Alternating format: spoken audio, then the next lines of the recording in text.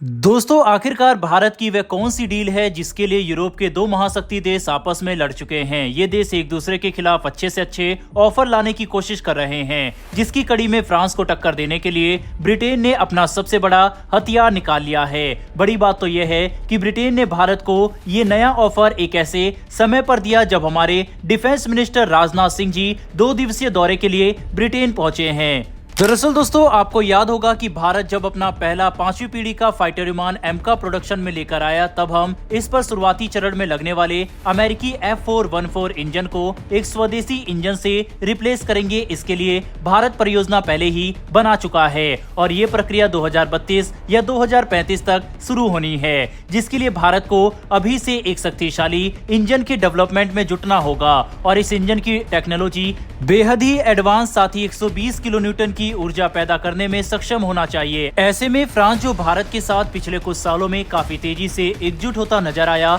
Defence और economy के क्षेत्र में पार्टनरशिप तेजी से बढ़ी, वही फ्रांस अब अपनी सैफरन के जरिए भारत को एक मजबूत डील ऑफर कर रहा है, जिसमें दोनों देश एक नए इंजन को बनाएंगे जो भारत की हर जरूरत पर खरा उतरेगा। लेकिन अब फ्रांस को इस मल्टी बिलियन डॉलर की डील हासिल करते देख ब्रिटेन ने अपने सबसे बड़ा हथियार यानी ऑफर निकाल लिया है, जो भारत को भी हैरान कर रहा है। दरअसल ब्रिटेन की कंपनी रॉल्स रॉयस ने भारत को एक बिल्कुल नई क्लीन स्लेट इंजन को विकसित करने का ऑफर दिया है। ब्रिटेन का कहना है कि अगर भारत ब्रिटेन के साथ मिलकर इस इंजन को बनाने के लिए आगे बढ़ता है तो 10 साल के अंदर ही यह इंजन पूरी तरह से ऑपरेशनल हो जाएगा। इसकी सभी जरूरी सर्टिफिकेशन और टेस्ट पूरी कर ली जाएगी। साथ ही भारत के फाइटर विमान को ऊर्जा प्रदान करने के लिए इसकी डिलीवरी भी शुरू हो सकती है।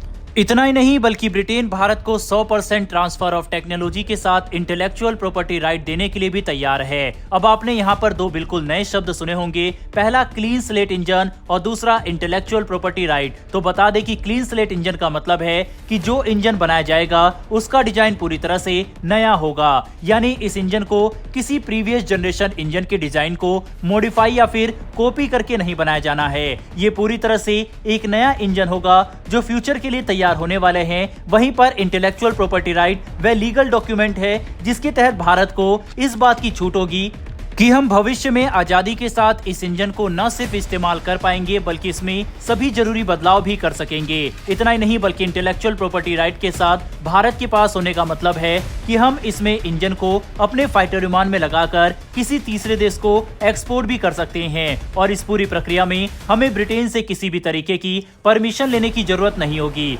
मतलब अगर इंटेलेक्चुअल प्रॉपर्टी राइट मिल जाए तो कोई भी हथियार पूरी तरह से भारतीय हो सकता है, जिसे लेकर हम स्वतंत्र होंगे और ये भारत के लिए अब इस इंजन डील में सबसे महत्वपूर्ण पिलर बन चुका है, जो ब्रिटेन और फ्रांस दोनों ऑफर करने के लिए तैयार है। ऐसे में ब्रिटेन भारत के साथ इस नए इंजन डील और डिफेंस के क्षेत्र में पार्टनरशिप का विस्तार करने के लिए फ्रांस से एक कदम आगे बढ़कर ऑफर दे रहा है। दरअसल ब्रिटेन ने कहा है कि वे हमारे डिफेंस मिनिस्टर यानी राजनाथ सिंह जी को अपने Tempest 6th generation fighter jet programme के ऊपर ब्रीफिंग देंगे, यानी हमारे डिफेंस मिनिस्टर को इस प्रोग्राम से जुड़ी अहम बातों को बताया जाएगा, जिससे भारत भी Tempest 6th generation fighter jet programme में शामिल होने पर ज्यादा क्लियर विजन के साथ विचार कर सके। दोस्तों अगर आज से कुछ सालों पहले टेम्पेस्ट प्रोग्राम की बात होती तो शायद ये भारत के लिए उतना जरूरी नजर नहीं आता, लेकिन अब जब चीन लगातार अपने 5th जनरेशन प्रोग्राम का विस्तार कर रहा है और पाकिस्तान के पास भी बहुत जल्द ही एक operational Chinese 5th generation fighter jet आने की संभावना बढ़ चुकी है, तो हमारे लिए टेक्नोलॉजिकल सुपीरियरिटी को बनाए रखने के लिए एक 6th generation fighter jet programme पर अभी से काम करना महत्वपूर्ण है, जिसके तहत टेम्पेस्ट भारत के लिए एक अच्छा प्रोग्राम बन सकता है। बता दें कि टेम्पेस्ट को विकसित करने के लिए ब्रिटेन, इटली और जापान एक साथ आ चुके हैं। इसका मतलब है कि इस प्रोग्राम में लगने वाला engine, design, language, software, electronic suits और वेपन सिस्टम सबसे ज्यादा अत्याधुनिक होंगे। ऊपर से अगर भारत इसमें ज्वाइन करता है तो एयरक्राफ्ट के ऑर्डर की संख्या भी तेजी से बढ़ जाएगी, जिसकी वजह से इसे विकसित करना न सिर्फ आर्थिक रूप से सस्ता होगा बल्कि प्रोडक्शन रेट भी बढ़ाया जा सकता है, जो भारत के लिए अपनी स्क्वाड्रन स्ट्रेंथ मेंटेन करने के लिए काफी जरूरी है। तो दोस्तों अब यहाँ पर सवाल ये उठता है कि फ्रांस और ब्रिटेन दोनों की तरफ से मिला ऑफर अब जब काफी हद तक बराबर का हो चुका है, तो आपको क्या लगता है कि क्या भारत को फ्रांस के साथ इंजन की डील करनी चाहिए या फिर ब्रिटेन के साथ? अपनी राय कमेंट बॉक्स में लिखकर जरूर बताइएगा। साथ ही अगर आपको इन्फॉर्मेशन और वीडियो पसंद आई हो तो वीडियो को लाइक करके हमारी आने वाली डेली डिफेंस से जुड़ी ऐसी वीडियो के लिए नीचे दिए गए सब्सक्राइब बटन को प्रेस कर बेल आइकन को जरूर दबा लें। फिर मिलेंगे ऐसी एक नई वीडियो के साथ। धन्यवाद। जय हिंद।